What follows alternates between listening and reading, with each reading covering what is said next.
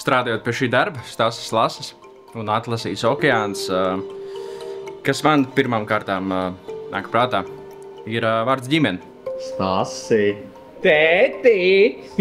Stassis dodas pasaulē, apceļot dažādas vietas un lietas, satiek daudz draugus, bet vecāki dodas mājās pie vecākiem, pie ģimenes, uz vietu, kur viņi mīl un kur viņi gaida. Un viņš zina, kur ir tas mājapceļš. Tāpat kā es nevaru bez mājām un bez kaut kādām dzimtajām ārēm. Un es tur atgriežos ik pa laikam. Hei, tu esi kādreiz kaitinājis krabi? Nē. Skaties tur. Krabi, ko tu klāt, vai tu nāc no Abu Dabi? Tiešām klabi.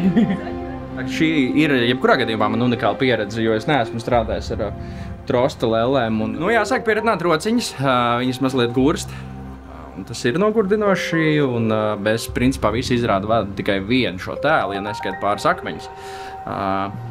Un tas ir tāda konstanta slodzīta rociņām, jā, kas jūtās jau mazliet šeit un šeit un šeit un šeit.